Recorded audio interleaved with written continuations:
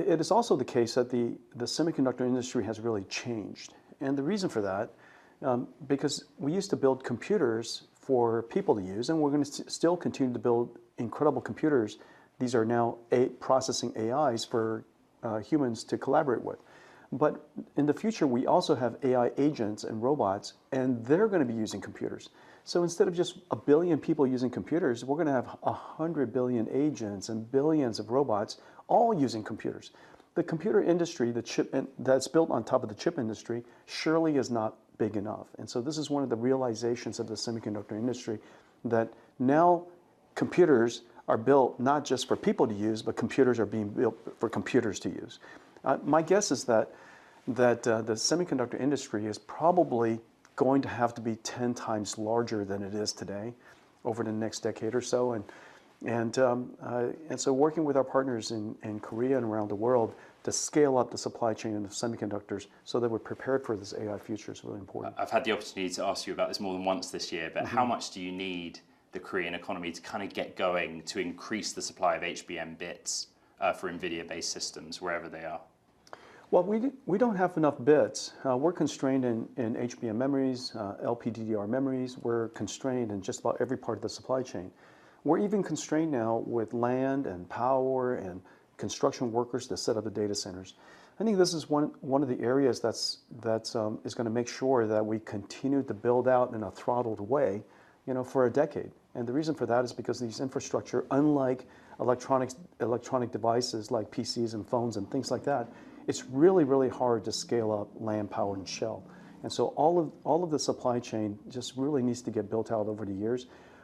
I think we have the ability as an industry to double each year, but we're going to have a hard time growing much faster than that. The $500 billion number is large. Would you just talk a little bit more about what it encompasses? We've gone over a lot on your commitment to the US in terms of spending. Is that NVIDIA spending in the Korean economy, or it's SK fronting capital expenditures? Just a little bit more detail. We're going to be purchasing memories from them for many years to come. And as you know, we build a lot of computers. In order to build $1 trillion worth of Vera Rubin systems, you're going to have to buy a lot of system memories to go with it. And so we have large purchase agreements and large purchase intentions with SK Hynix. Meanwhile, SK Telecom is going to become an AI cloud. We're starting to build already.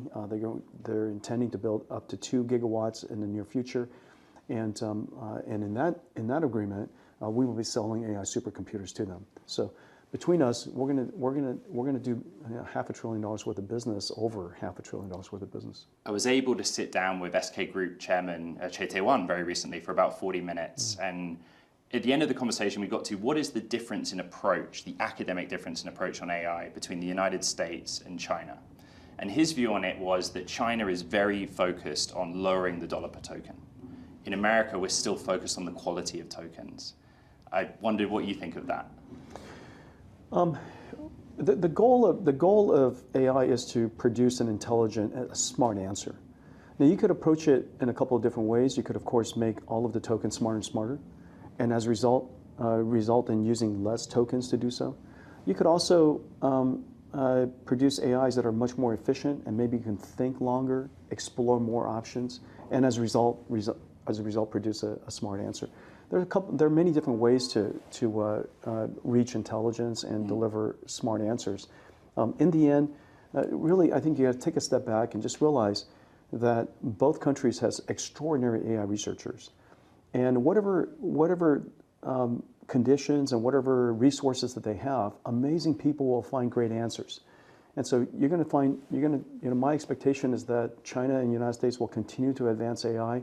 The conditions are different, the resources are different, their constraints are different, but these amazing researchers will find answers. And I think that in the case of China, they're producing more AI researchers than probably all of the world has, in any given year. And so they're producing, if manufacturing intelligence is important, they manufacture the most important version of it, which is the researchers. And so this is an area, a country that's going to produce excellent AI technology. We ought to continue to learn from them, work with them. As you know, you're here in Silicon Valley, right here in San Francisco. the number of AI researchers here that came from China that are Chinese is really quite significant. And so, we're really fortunate to have them here, and we just got to keep on racing. You made your first post on X. I did.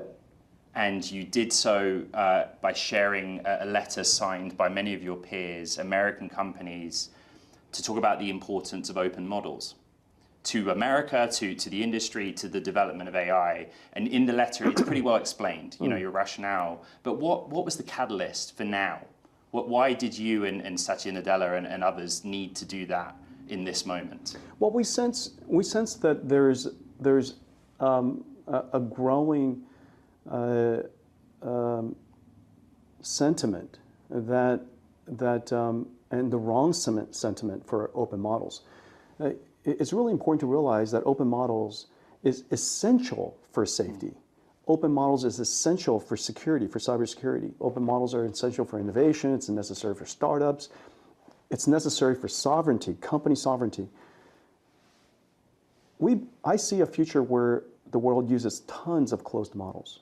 And I encourage everybody, including my company, to use OpenAI and Claude and Cursor and Cognition and Perplexity.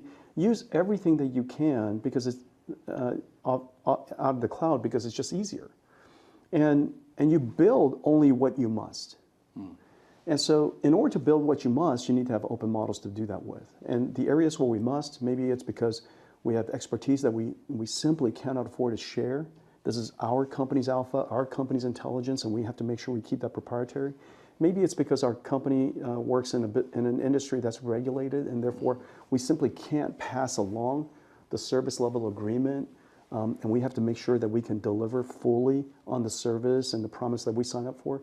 Maybe it's something to do with sovereignty that you simply, in a particular country, you have to have your own AI. You have to control your own AI. Whatever those reasons are, it could be cost reasons, but I think that largely I would recommend people build their own AIs, especially when they need to control it for whatever reason. And so I think the future is going to have lots and lots of use of AI that's closed and AI that's open, that you can then build your own AI. Now, one of the things that people misunderstand about these open models is, yes, you can host it yourself, but you can build your own computer, but most people use computers in the cloud. Frankly, I think closed models are cheaper. If you don't have to build it yourself, if you don't have to train it yourself, it costs a lot of expertise to fine tune and maintain and guardrail and keep it safe and evaluate it, and then of course even build computers to host it. So there's nothing cheap about doing that. The reason why you need open models is because you need to have control, because you need to adapt something for your own very specialized use cases. And so I think there's a lot of misunderstanding about closed versus open. We felt that it was important for people to understand that there's a world for both. Open-weighted versus open source as well. There is a distinction. Open-weighted, as much as open as you can. The more open it is, in the way that we work, we put the weights out there. We also teach people how to train the model from the data that we also open source.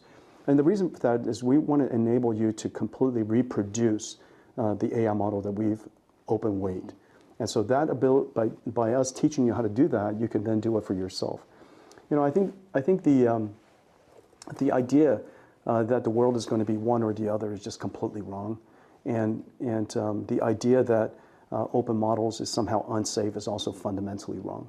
And so we just want to make sure that people understand. To finish our conversation, the two big case studies were the release of Kimi K3, which on an open-weighted basis releases fully July 27th, and then the case study of two OpenAI models mistakenly accessing Hugging Face's systems, and Hugging Face trying to use an open model in its defense, where the guardrails were a factor. Would you just reflect on those two? I know that you've been asked about them, but they seem to be like really big moments in AI overall. Those are perfect canonical examples. Just because something is closed doesn't necessarily therefore make it safe or secure. It is possible for a model to be jailbroken. It's possible for a model to be, if you will, stolen. It could be possible that somehow it's leaked from the inside. It's possible that the guardrails or the sandboxes of an AI closed AI model wasn't properly engineered, and as a result, it was able to attack another company in some way. And so just because something is closed and just because something is proprietary doesn't necessarily make it secure and safe. Now of course, thank goodness we have two companies, well, I guess more than that, several companies that build closed AI models, and these are extraordinary technology companies, and they're doing their best to keep it safe and keep it secure.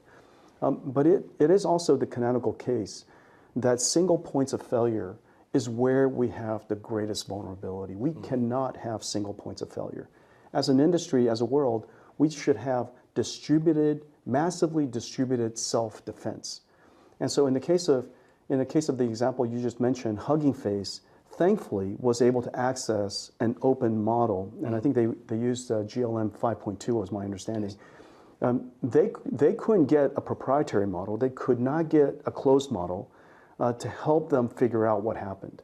But this is exactly the reason why you want to have open models, because in that case they used GLM 5.2 to identify where the vulnerability was, where the penetration was, and were able to quickly identify them and patch it up. And so this is a perfect example of self-defense that's necessary, is a perfect example of diversity of AI technology being necessary, and it's a perfect example of why open models and open capabilities for self-defense is really important.